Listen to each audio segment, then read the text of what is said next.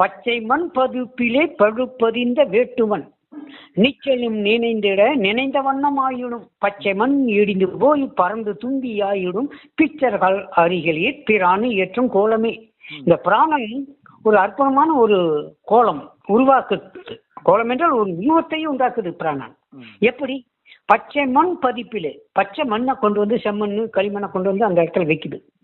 பச்சை மண் பதிப்பிலே அந்த மண்ணை கொண்டு வந்து மூளையில வச்சு வச்சு பதிக்குது. பழுப்பதிந்த வேட்டுவன் அங்க என்ன சொல்ல? பச்சை மண் பதிப்பிலே பழுப்பதிந்த வேட்டுவன். இந்த பச்சை மண்ணை வச்சு வச்சு ஒரு குழியை உண்டாக்கிட்டு இந்த குழவி போய் பழுப்பதிந்த வேட்டுவன் ஒரு புழுவை பிடிச்சிட்டு வருது. அந்த புழுவை கொண்டு வந்து வைக்குது. வச்ச பிறகு அதுக்கிட்ட போய் இறக்கி அடிச்சோம்னா புழு அப்படியே சுருண்டுக்குது. சுருண்டுமே குழவி நினைப்ப டப்புன்னு பிடிக்குது. பிடிச்சோடனே குழவி பிடிச்சிருச்சேன்னு அந்த குழவி நினைப்பிலேயே இருக்குது. கொண்டு வந்து வச்சு மண்ணை மூடிடுது. நிச்சலும் நினைந்திட தினமும் அந்த குழவியை நினைச்சுக்கிட்டே இருக்குது. நிச்சலும் நினைந்திட நினைந்த வண்ணம் ஆயிடும். எதை நினைக்கிறியோ அது ஆயிடுற. அப்ப அந்த புழு குழவியை நினைச்சு நினைச்சு குழவியாவே மாறிவிடுது. இதுதான் பிச்சர்கள் அருகிலில் பிராணன் இது இயற்றும் கோலமே.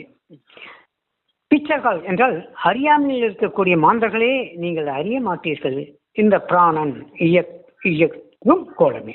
இந்த பிராணன் என்கின்ற பிராணனின் அம்சத்தில் உள்ள இந்த மனம் அதுவாகவே மாற்றி விடுகிறது. அதைத்தான் சொன்னாங்க, எதை எண்ணுகிறாயோ நீ அதுவே ஆகிறாய். அதனால்தான் உங்களுக்கு கொடுக்கப்படுவது நான் பிரம்மம் என்று எண்ணு, நீ பிரம்மமாக இருப்பதை அறியலாம். நான் ஆத்மா என்று அனுதினமும் ஓது, நீ ஆத்மஸ்வரூபத்தில் இருப்பதை காணலாம். ஆனால் இந்த குருமார்கள் உன்னை அறிவு என்று கூறுகிறார்கள். பாவம், அறிவுதான் நான் என்றால் நீ அறிவு நிலையைத்தான் தொட முடியும். ஆனால் இதாவது பரவாயில்லை. இன்னும் சிலர் நீ யார் என்றே உரைக்காமல் ஏதேதோ ஒரு தெய்வத்தை குறிப்பிட்டு அதை வணங்கு என்று கூறுகிறார்கள். அதை மீறி கேட்டால் நீ ஜீவன், நீ இந்த ஜீவாத்மா பரமாத்மாவோடு ஐக்கியமாகும். நீ பூஜை புனஸ்கர வழிபாட்டில் இரு, நாம ரூப ஜபங்களை செய்து வா என்று கூறுகிறார்கள். அப்படியானால் இதில் ஒரு சந்தேகம் வருகிறதே, ஜீவன் என்பது என்ன? அது அறியாமையின் சொரூபம், இருள் வடிவு. பரமாத்மா என்பது அது பேரறிவு, பேரொளி, பேரானந்த நிறைவு. இதுவரை சரி. ஆனால் அறியாமையின் சொரூபமாகிய இந்த ஜீவன் என்பது எப்படி இருள் வடிவான இது எப்படி பேரொழியோடு இயங்க முடியும் அல்லது இணைய முடியும், ஐக்கியம் அடைய முடியும்? ஜீவாத்மா ஒருபோதும் பரமாத்மாவோடு இணையாது.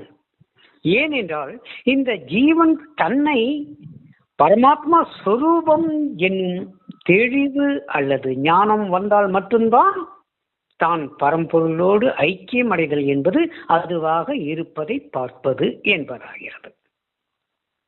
ஆகவே ஜீவாத்மா எனும் நிலையில் ஒருபோதும் இந்த ஜீவன் பரமாத்மாவோடு இணையாது. இது அறியாமை எனும் சுரூபத்தில் இருக்கிறது. அது பேரறிவு எனும் சுத்த சைதன்யத்தில் இருக்கிறது. அப்படியானால் இந்த பரமாத்மா தான் மூல முடிவான தத்துவமா, இறைவனா, கடவுளா என்றால் இந்த பரமாத்மா தத்துவம் கூட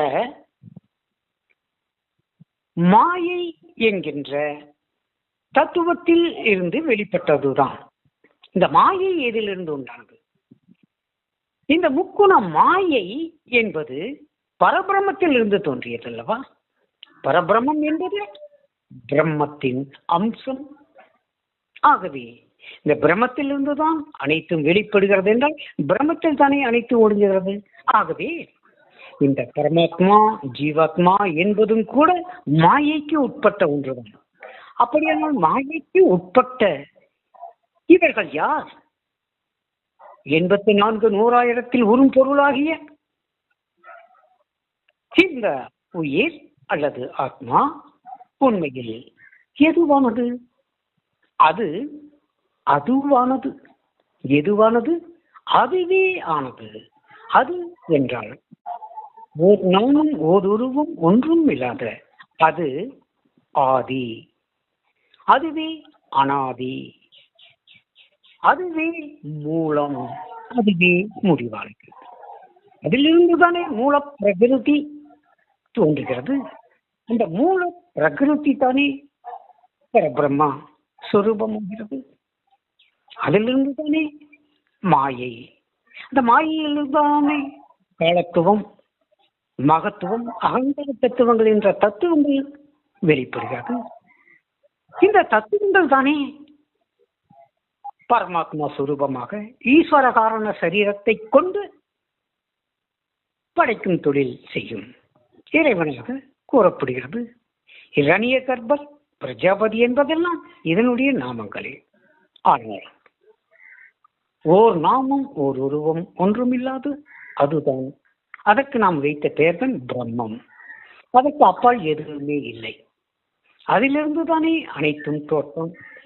அதில் தானே அனைத்தும் போய் ஒடுங்குகிறது. இறுதியில் அது மட்டுமே இருக்கிறது. அந்த மூல முடிவான அந்த ஆதாரம் தான் நீயாகவே இருக்கிறாய். உன்னின் பல்வேறுபட்ட வெளிப்பாடுகள் தான் இவையெல்லாம் என்பதை உணர்ந்து கொண்டால் அதுவே சாயுஜ்ய முக்தி. அதுவே மரணமில்லா பெருவாழ்வு. என் அன்பு நிறையர்லாசி நன்றை செய்க, நலம் பெறுக.